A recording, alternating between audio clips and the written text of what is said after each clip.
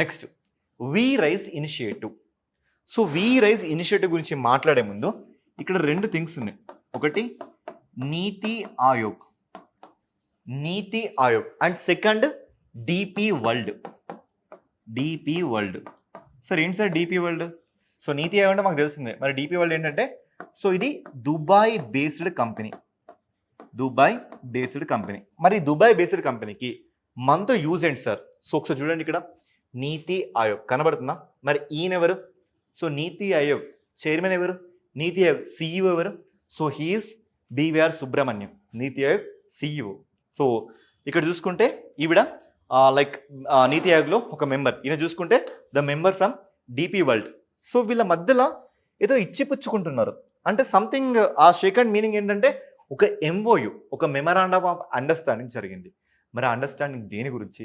So ఆ scheme పేరే, ఆ ప్రోగ్రామ్ పేరే వి రైజ్. రేపు పొద్దున ఎగ్జామ్లో మీరు చూడబోయే క్వశ్చన్ ఇదే. First question, what is the abbreviation of we rise? We rise యొక్క అబ్రివేషన్ దాని ఏంటి? సెకండ్, వి రైజ్ అనే ప్రోగ్రామ్ ఏ 2 సంస్థల మధ్య జరిగింది? ఇది సెకండ్ క్వశ్చన్. సో వి రైజ్లో జరిగే థింగ్స్ ఏంటి? ఇది మూడో క్వశ్చన్. ఇలా క్వశ్చన్స్ ఎక్స్పెక్ట్ చేయొచ్చు. వి రైజ్ అంటే ఏంటంటే women entrepreneurs. Women entrepreneurs. Entrepreneurs అంటే ఏంటి? సంస్థల్ని తీసే వ్యాపారవేత్తలు ఎంటర్ప్రెన్యూర్స్ అంటారు. సో వి రైజ్ అంటే women entrepreneurs.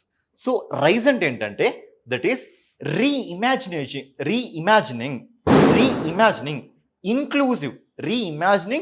Inclusive sustainable enterprise. So ఇక్కడ మొత్తం మ్యాటర్ మనకు అర్థమైంది. ఏంటి? విమెన్ సెంట్రిక్గా ఆడవాళ్ళని మాత్రమే కేంద్రీకృతం చేసుకొని ఇదొక స్కీమ్ వచ్చింది. ఎందుకు? రీఇమాజినింగ్ ఇంక్లూజివ్, అందరు ఆడవాళ్ళని కలగలిపి సస్టైనబుల్ ఎంటర్ప్రైజ్, ఎప్పటికీ గుర్తుండిపోయే, ఎప్పటికీ నిలిచిపోయే కొన్ని సంస్థల్ని డెవలప్ చేయడానికి, ఫండింగ్ ఇవ్వడానికి, ఆర్థిక సహాయం, టెక్నాలజీ సహాయం ఇవ్వడానికి వచ్చిన కంపెనీ ఎవరు? DP world. Dubai based company. ఓకేనా? సో వీళ్ళు వచ్చారు. సో ఇది దీని థింగ్. అయితే నీతి ఆయోగ్ ఎందుకు ఇలా చేస్తుంది? సో నీతి ఆయోగ్ని మన దేశంలో ఏమంటున్నాం? Think tank hub. అంటే ఆలోచనలు కానీ మేధాశక్తులు కానీ భారతదేశానికి దోహదపడే ఒక థింక్ ట్యాంక్గా మనం దీన్ని చూస్తున్నాం.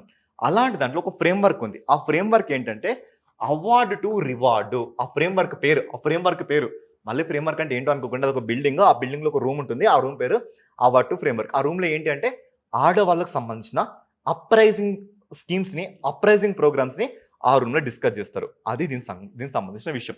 ఏ విభాగానికి చెందింది స్కీమ్ అంటే అవార్డు టు రివార్డ్ అనే ఫ్రేమ్వర్క్కి సంబంధించింది. అయితే మనం విమెన్స్ ఏం చేస్తాం? ఎంఎస్ఎంఈ సెక్టార్లో వీళ్ళని లీడర్స్గా మార్చడానికి ఇది దోహదపడుతుంది. మరి ఎంఎస్ఎంఈ అంటే ఏంటి?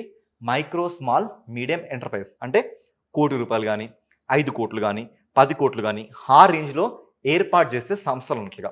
సో వీటికి సంబంధించిన మొత్తం గ్లోబల్ ఎక్స్పాన్షన్ సపోర్ట్ ఇస్తుంది, మార్కెట్ యాక్సెస్ ఇస్తుంది, స్ట్రాటజిక్ మెంటర్షిప్ ఇస్తుంది, పబ్లిక్ ప్రైవేట్ పార్ట్నర్షిప్లో నడిపిస్తుంది. So plug and play collaboration అంటే ప్రతి దాంట్లో కూడా వెంబడే ఉండి బిజినెస్ టు బిజినెస్ కానీ, బిజినెస్ టు కన్స్యూమర్స్ కానీ ఇలా సహాయం చేస్తుంది. ఇంత టెక్నికల్ టర్మ్స్ మీకు ఏం అవసరం లేదు. జస్ట్ ఇక్కడ మీరు ఎక్స్పెక్ట్ చేసే క్వశ్చన్స్ ఏంటంటే first of all we rise అంటే అబ్రివేషన్ ఏంటి, నెక్స్ట్ ఎవరి మధ్య జరిగింది, ఒకటి నీతి ఆయోగ్ మధ్యలో, నెక్స్ట్ డిపి వరల్డ్ మధ్యలో జరిగింది. ఈ నీతి ఆయోగ్లో ఏ ఫ్రేమ్వర్క్ దీన్ని చూసుకుంటుంది? అవార్డు టు రివార్డ్ అనే ప్రోగ్రామ్ దీన్ని చూసుకుంటుంది. ఇంతకు మించి మీరు ఒక్క స్టెప్ ముందుకు వెళ్ళకండి. ఓకేనా? సో వి రైజ్ అంటే అబ్రివేషన్ ఏంటి? Women entrepreneurs reimagining inclusive sustainable enterprise. Okay, next జల సంచయ్ జన్ భగీరథి ఇనిషియేటివ్. సో జల సంచయ్ జన్ భగీరథి ఇనిషియేటివ్ వన్స్ ఒకసారి ఈ పిక్చర్ మీకు ఏదో చెప్తుంది. ఏం చెప్తుంది? వీళ్ళందరూ వాటర్ షెడ్స్, ఇంకుడు గుంతలు తవ్వుతున్నారు.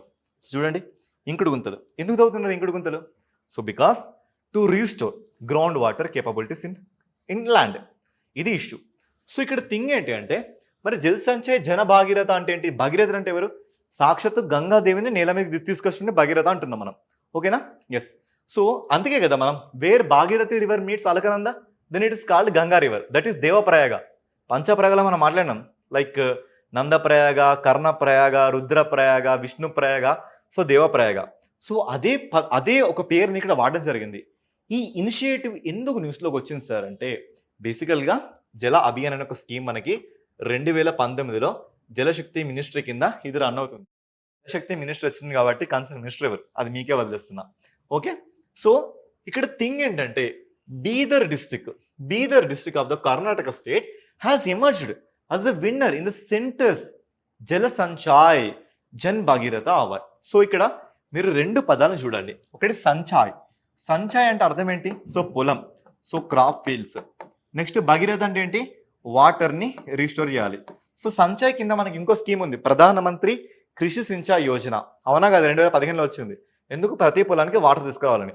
ఇక్కడ ప్రతి పొలంలో కానీ ప్రతి ఏరియాలో కానీ కమ్యూనిటీస్ కానీ నాన్ ప్రాఫిటబుల్ ఆర్గనైజేషన్ కానీ గవర్నమెంట్ కానీ ప్రైవేట్ వ్యక్తులు కానీ ఎవరైనా కూడా వాటర్ కేపబిలిటీస్ని గ్రౌండ్లో పెంచితే ఇచ్చే అవార్డు ఏంటంటే దట్ ఈస్ జల సంచయ్ జన్ భాగీరథ అవార్డు ఇస్తారు అన్నట్లుగా. సో ఈ అవార్డు బీదర్కి ఎందుకు వచ్చిందంటే బీదర్ తన గ్రౌండ్ వాటర్ లెవెల్స్ని చాలా సూపర్గా పర్ఫామ్ చేసింది కాబట్టి. సో ఇది దీనికి సంబంధించిన ఇష్యూ. ఓకేనా?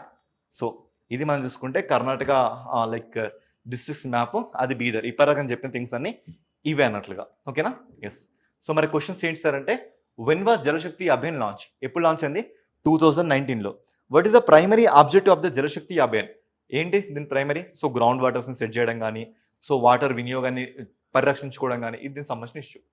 నెక్స్ట్, ఇది కాస్త డిఫరెంట్ థింగ్. యాక్చువల్గా 2009 కాంగ్రెస్ నుంచే ఇది మనకి న్యూస్లో ఉంది. దీని పేరు ఏంటంటే టెపా ప్రోగ్రామ్, టెపా లేదా ఈఎఫ్టిఏ ప్రోగ్రామ్. ఈఎఫ్టిఏ అంటే సింపుల్గా మీకు అర్థమయ్యే భాషలో చెప్తున్నా. So this is free trade initiative. Sir అంటే ఏంటి సార్? ఫ్రీ ట్రేడ్ అంటే అర్థం ఏంటి? Free trade. ఫర్ ఎగ్జాంపుల్, నేను ఎక్స్ అనే దేశం, మీరు వై అనే దేశం. సో నేను ఎక్స్ అనే దేశం, మీరు వై అనే దేశం. నా దేశం నుంచి మీ దేశానికి దీనిని నేను ఎగుమతి చేస్తుంటే మీ దేశం దాన్ని దిగుమతి చేసుకుంటుంది. సో దిగుమతి చేసుకునేటప్పుడు మీరు నా వస్తువుల మీద మీరు ఇక్కడ సంథింగ్ టారిఫ్స్ విధిస్తున్నారు, పన్నులు విధిస్తున్నారు. సో మీ దేశం నుంచి కూడా మా దేశానికి వస్తున్న దాని మీద నేను కూడా పన్ను విధిస్తున్నా. సో బేసికల్గా మీ దేశంలో 10 రూపాయలకి తయారైన వస్తువు మా దేశానికి వచ్చేసరికి అది 30 రూపాయలుగా మారిపోయింది. మా దేశం నుంచి మీ దేశానికి వెళ్తున్న వస్తువు కూడా అదే విధంగా మారిపోయింది. మారిపోతే ఫైనల్గా ఆ భారాన్ని అనుభవిస్తుంది ఎవరు? ఈ ప్రజలు. అలా కాకుండా మన రెండు దేశాల మధ్య ఫ్రీ ట్రేడ్ అంటే ఎలాంటి టారిఫ్స్ లేకుండా మనం చేద్దాం. మరి ఇలా చేయడం ద్వారా మన ప్రజల ఆదాయం మిగులుతుంది, ఇంకా మోర్ ఎంప్లాయ్మెంట్ వస్తుంది. ఫర్ ఎగ్జాంపుల్, మీ దేశంలో ఒక ఫోర్డ్ కార్ తయారైంది. ఆ కార్ మా దేశానికి జనరల్గా కూడా 50 లక్షలు ఉంటే మా దేశానికి వచ్చేసరికి 3 కోట్లు అయింది. అప్పుడు ఏం జరుగుతుంది? కొంటారా? కొనలేరు కదా. అలా ఇక్కడ కొనకపోతే మీ దేశంలో ఎంప్లాయ్మెంట్ కూడా తగ్గిపోవట్లేదా? సో ఇది ఒక చిన్న పాయింటర్లో ఇంకా చెప్పాలంటే చాలా పెద్ద ఇష్యూ ఇది. సో థింగ్ ఏంటంటే పన్నుని సేవ్ చేసుకుంటూ ప్రజల ఆదాయాన్ని కాపాడుతూ మోర్ ఎంప్లాయ్మెంట్ని పెంచాలనే ఉద్దేశమే ఈ ఈఎఫ్టిఏ అంటే European free trade association with India. So ఎక్కువ అసలు ఆలోచించకండి. ఈఎఫ్టిఏ. సో ఎక్కడుంది EFTA? So టెపా means trade European association, లేదా దీన్ని మనం ఈఎఫ్టిఏగా పిలవడం జరుగుతుంది.